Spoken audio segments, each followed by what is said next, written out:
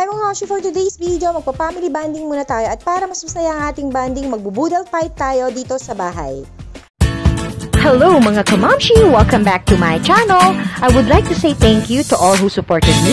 And if you are new to my channel, please don't forget to like, share, and subscribe. And hit the notification bell button to keep you updated. At sisimulan ko muna dito sa taniman ng kapitbahay, char. So, manguha muna tayo yun ng dahon ng saging. Ayan, nakita nyo ba yan? Grabe ang init. Sobra as in. Nagkakanda, anuhan na yung mga saging. Yung iba, ayan o, maliliit sila. Tapos yung may bungang isa naming puno na nandyan, na may bunga na siya, natumba. Kasi sa sobrang natuyot siya. Eh, hindi naman kasi namin didiligan to. Kaya, ayan o, tingnan nyo o. Ganyan yung naging itsura nila, kakaawa. Ang lagu-lagu na kaya nitong sagingan na to, ang dami ng saging dito. Kaso yun, dahil nga sobrang init. Nga, supposed to be may i-harvest kami, wala na tuloy kasi nga hindi pa lumaki yung bunga niya.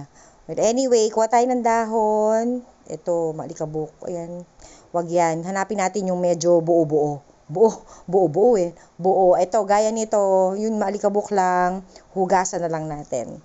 So, nakakuha tayong daon ng saging. Ito yung kangkong. Gagamitin natin. Binlunch ko lang siya. Konting salt lang. Ganyan lang ang ginawa ko sa kangkong. Tapos, itong talong. Kasi ito yung available ko dyan. Pinray ko lang yan.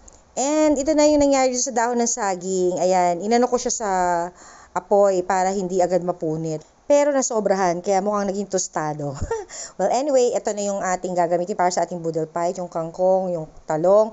And then, itong barbecue. 8 pieces, 135 lang. Then, 50 pesos yung tilapia. Yun lang yung pinrito ko. Tapos, ito yung bagoong alamang. Nilagyan ko ng kamatis. At saka, syempre, meron tayong itlog na maalat na may kamatis na, kaunting sibuyas. Tapos, yung ating suka na sausawan ng ating barbecue.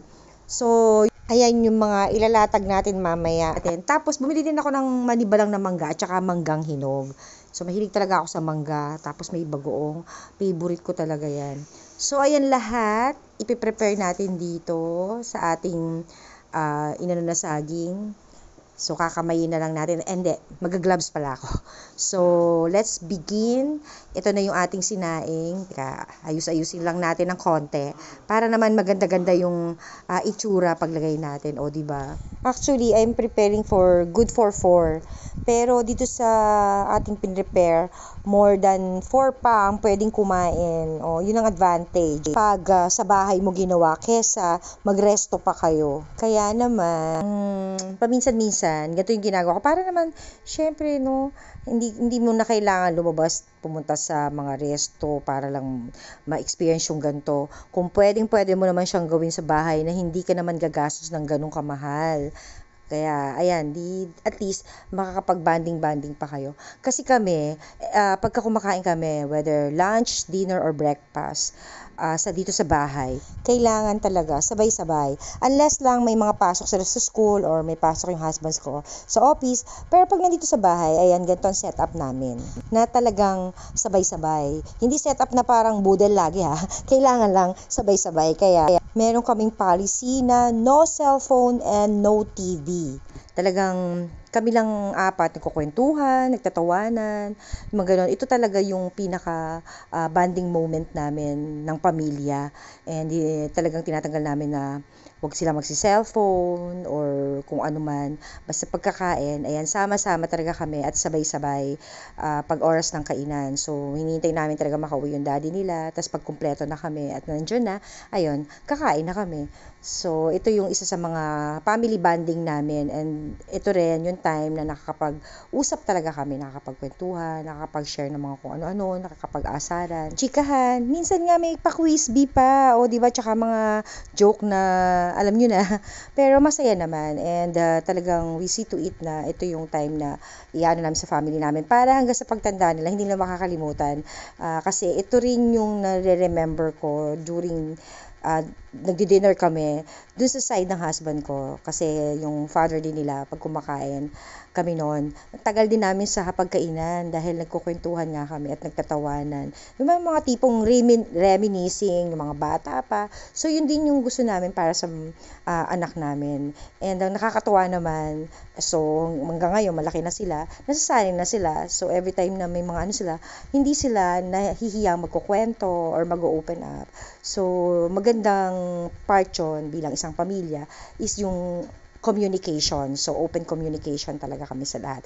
And ako naman, bilang mommy and nasa bahay lang, I always see to it na yung mga ipe-prepare kong food, talagang magugustuhan nila. So, nagtitake ako ng effort paminsan-minsan para naman mag-enjoy din naman sila na looking forward sila na mami anong ulam, mami ang ano ang meron, yung mga ganun ba. And syempre, ako talagang happy heart ako doon. Yung service ko sa kanila, yung pag-prepare ng food, masaya-masaya naman ako. Hindi ako napapagod na magpe-prepare ng food. Paminsan-minsan siguro pag maraming ginagawa, pero ayun, lagi akong babawi na sarap ang ulamin nila, mabaunin nila, kakainin nila. Syempre dahil food is life and mahilig din tayo kumain. So talagang yung pag-prepare ko ay dapat masarap din. At sabi nga made with love or cook with love. So, ayan na nga, malapit na nating matapos tong pagbabasta natin, paghahanda natin. At yung mga kakain, ayun, nakaabang na dahil nagugutom na sila dahil anong oras na to. Well, syempre, importante mag-video-video muna tayo para may ma-share din tayong idea sa mga kagaya ko na mami na kung gusto nyo na something kakaiba sa bahay, syempre, family bonding. Ayan, isa ito sa gawin nyo na hindi nyo na kailangan pumunta ng resto. Tapos, 350 or less than pa ang nagastos ko dito sa pinipare ko na to kasi yung barbecue luto na yan tapos yung isda is 50 pesos lang yan, tapos yung mga gulay 20, 10 yung kangkong and others, so then yung mangga 50 pesos lang.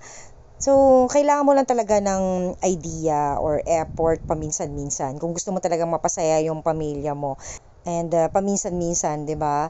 So, ayan, pwede rin naman yung iba-ibahin kung ano yung gusto niyo ilagay. Syempre, sa 350, meron pang mga mas mura pa na pwede kayong ilagay dito or ibahin na ulam. Ayan.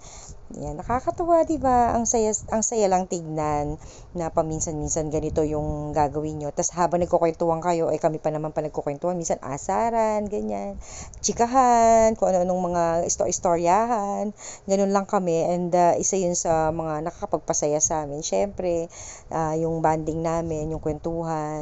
Kaya, ayan, itry nyo din sa bahay nyo para mag-enjoy ang buong pamilya. At saka, ayun, summer, and hindi kami ngayon makapag-swimming, hindi rin kami makapag-bonding outside dahil nga sa mga pinagdadaanan ng pamilya.